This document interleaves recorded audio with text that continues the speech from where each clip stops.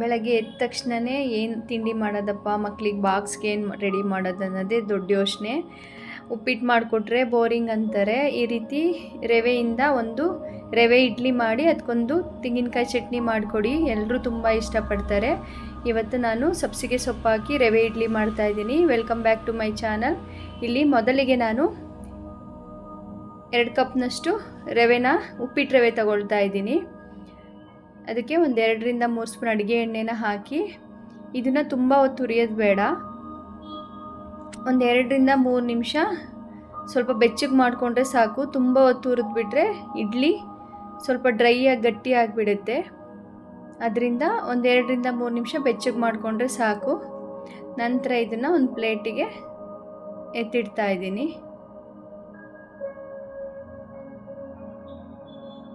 ನಂತರ ಅದೇ ಪ್ಯಾನ್ಗೆ ಒಂದು 2ರಿಂದ 3 ಸ್ಪೂನ್ ಅಡುಗೆ ಎಣ್ಣೆನ ಹಾಕಿ ಸ್ವಲ್ಪ ಸಾಸಿವೆ, ಜೀರಿಗೆ ಮತ್ತು ಸ್ವಲ್ಪ ಕಡಲೆಬೇಳೆನ ಸೇರಿಸ್ಕೊಳ್ತಾ ಇದ್ದೀನಿ. ಕಡಲೆಬೇಳೆ ನಾವು ಎಷ್ಟು ಚೆನ್ನಾಗಿ ಫ್ರೈ ಮಾಡ್ಕೊತೀವೋ ಇಡ್ಲಿ ಜೊತೆ ಅಷ್ಟು ಚೆನ್ನಾಗಿ ಕ್ರಿಸ್ಪಿಯಾಗಿ ಸಿಗುತ್ತೆ ಬಾಯಿಗದು. ಇಲ್ಲಿ ಸ್ವಲ್ಪ ಹಿಂಗನ್ನ ಸೇರಿಸಿ 1-2 ಈರುಳ್ಳಿನ ಸಣ್ಣದಾಗಿ ಹೆಚ್ಚಿ ಸೇರಿಸ್ಕೊಳ್ತಾ ಇದ್ದೀನಿ. ಯಾವುದು ತುಂಬ ಏನು ಹುರ್ಕೊಳ್ಳೋದು ಬೇಡ, ಎಲ್ಲ ಒಂದು ಹಾಫ್ ಬಾಯ್ಲ್ ಇದ್ದರೆ ಸಾಕು. ಸ್ವಲ್ಪ ಕರಿಬೇವನ್ನ ಈ ರೀತಿ ತುಂಡರಿಸಿ ಸೇರಿಸ್ಕೊಳ್ತಾ ಇದ್ದೀನಿ. ಇಲ್ಲಿ 2ರಿಂದ 3 ಹಸಿರು ಮೆಣಸಿನ್ಕಾಯಿನ ಕಟ್ ಮಾಡಿ ಸೇರಿಸ್ಕೊಳ್ತಾ ಇದ್ದೀನಿ. ಇಲ್ಲಿ ನಾನು 2 ಕಪ್ ರವೆಗೆ ಒಂದು ಅರ್ಧ ಕಟ್ನಷ್ಟು ಸಬ್ಸಿಗೆ ಸೊಪ್ಪನ್ನ ತೊಳೆದು ಸಣ್ಣದಾಗಿ ಹೆಚ್ಚಿ ಸೇರಿಸ್ಕೊಳ್ತಾ ಇದ್ದೀನಿ. ರುಚಿಗೆ ತಕ್ಕಷ್ಟು ಉಪ್ಪು ಹಾಕಿ ಒಂದು 2ರಿಂದ 3 ನಿಮಿಷದಲ್ಲಿ ಬೆಂದ್ಬಿಡುತ್ತೆ. ತುಂಬ ಏನು ಬೇಯಿಸೋದು ಬೇಡ. ಈಗ ಹುರಿದಿಟ್ಕೊಂಡಿದ್ವಲ್ಲ ರವೆ, ಅದನ್ನು ಸ್ವಲ್ಪ ಸೇರಿಸಿ ಈಗ ಇಲ್ಲೇನು ತುಂಬ ಹೊತ್ತು ಹುರಿಯೋದು ಬೇಡ, 1 ನಿಮಿಷ ಇದ್ರೊಂದಿಗೆ ಸುಮ್ಮನೆ ಸ್ವಲ್ಪ ಬೆಚ್ಚಗೆ ಮಾಡ್ಕೊಳ್ತಾ ಇದ್ದೀನಿ ಅಷ್ಟೇ. ನಂತರ ಸ್ಟವ್ ಆಫ್ ಮಾಡಿ ಸ್ವಲ್ಪ ಕೊತ್ತಂಬರಿ ಸೊಪ್ಪನ್ನ ಹಾಕಿ ಇಲ್ಲಿ ನಾನು 2 ಕಪ್ ರವೆಗೆ 1 ಕಪ್ನಷ್ಟು ಗಟ್ಟಿ ಮೊಸರನ್ನ ತಗೊಳ್ತಾ ಇದ್ದೀನಿ. ನಂತರ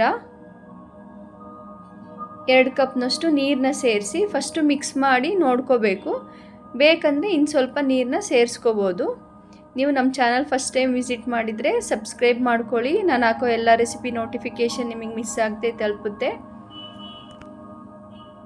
ಈಗ ಇದನ್ನು ಒಂದು 10 ನಿಮಿಷ ನೆನೆಯಕ್ಕೆ ಬಿಟ್ಟಾಗ ಇನ್ನೂ ಗಟ್ಟಿಗೆ ಆಗಿಬಿಡುತ್ತೆ. ಅದಕ್ಕೆ ಇನ್ನೊಂದು ಅರ್ಧ ಗ್ಲಾಸಷ್ಟು ನೀರನ್ನ ಸೇರಿಸಿ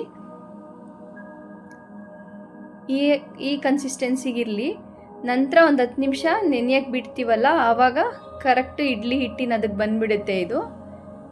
ಈಗ ನಿಮಗೆ ಸ್ವಲ್ಪ ತೆಳು ಅನ್ನಿಸ್ತಾ ಇರ್ಬೋದು, ಬಟ್ ಒಂದು 10 ನಿಮಿಷ ಬಿಟ್ಟ ಮೇಲೆ ಕರೆಕ್ಟ್ ಅದಕ್ಕೆ ಬಂದುಬಿಡುತ್ತೆ. ಇದನ್ನೊಂದು 10 ನಿಮಿಷ ನೆನೆಯಕ್ಕೆ ಇಡೋಣ. ಈಗ ಇದಕ್ಕೊಂದು ತೆಂಗಿನಕಾಯಿ ಚಟ್ನಿ ಮಾಡ್ಕೊಳ್ಳೋಣ. 5ರಿಂದ 6 ಹಸಿರು ಮೆಣಸಿನ್ಕಾಯಿ, ಬೆಳ್ಳುಳ್ಳಿ 1-2 ಇಲ್ಕು, ಸ್ವಲ್ಪ ಕರಿಬೇವನ್ನ ಈ ರೀತಿ ಹುರ್ಕೊಳ್ತಾ ಇದ್ದೀನಿ. ನೀವು ಖಾರಕ್ಕೆ ಅನುಸಾರವಾಗಿ ನೀವು ಹಸಿರು ಮೆಣಸಿನ್ಕಾಯಿ ಹೆಚ್ಚು ಕಮ್ಮಿ ಮಾಡ್ಕೋಬೋದು. ನಂತರ ಇಲ್ಲಿ 2 ಸ್ಪೂನಷ್ಟು ಹುರಿಗಡಲೆನ ಹಾಕಿ ಫಸ್ಟು ಗ್ರೈಂಡ್ ಮಾಡಿ, ನಂತರ ಹುರಿದಿಟ್ಕೊಂಡಂಥ ಹಸಿರು ಮೆಣಸಿನ್ಕಾಯಿ, ಸ್ವಲ್ಪ ಜೀರಿಗೆ, ರುಚಿಗೆ ತಕ್ಕಷ್ಟು ಉಪ್ಪು, ಇಲ್ಲಿ 1 ಕಪ್ನಷ್ಟು ತೆಂಗಿನಕಾಯಿನ ಸೇರಿಸ್ಕೊಳ್ತಾ ಇದ್ದೀನಿ. ಫಸ್ಟು ಗ್ರೈಂಡ್ ಮಾಡಿ ನಂತರ ನೀರನ್ನ ಸೇರಿಸ್ಕೊಳ್ತಾ ಇದ್ದೀನಿ. ಈ ಹದಕ್ಕೆ ನೋಡಿ ಗ್ರೈಂಡ್ ಮಾಡಿಕೊಂಡ್ರೆ ತುಂಬ ಚೆನ್ನಾಗಿರುತ್ತೆ. ಇದಕ್ಕೊಂದು ಎಣ್ಣೆ, ಸಾಸಿವೆ, ಹಿಂಗು, ಕರಿಬೇವು ಒಗ್ಗರಣೆ ಕೊಟ್ಕೊಂಡ್ರೆ ಒಂದು ಪ್ಲೇನ್ ತೆಂಗಿನಕಾಯಿ ಚಟ್ನಿ ರೆಡಿ ಆಯಿತು. ನಾವು ಇಡ್ಲಿಗೇ ಎಲ್ಲ ಸೊಪ್ಪು, ಈರುಳ್ಳಿ, ಎಲ್ಲ ಹಾಕಿರೋದ್ರಿಂದ ಇದಕ್ಕೆ ಪ್ಲೇನ್ ಚಟ್ನಿನೇ ಯಾವಾಗಲೂ ಚೆನ್ನಾಗಿರೋದು. ಪಲ್ಯಗಳು ಅಷ್ಟು ಚೆನ್ನಾಗಿರಲ್ಲ, ತರಕಾರಿ ಪಲ್ಯಗಳು.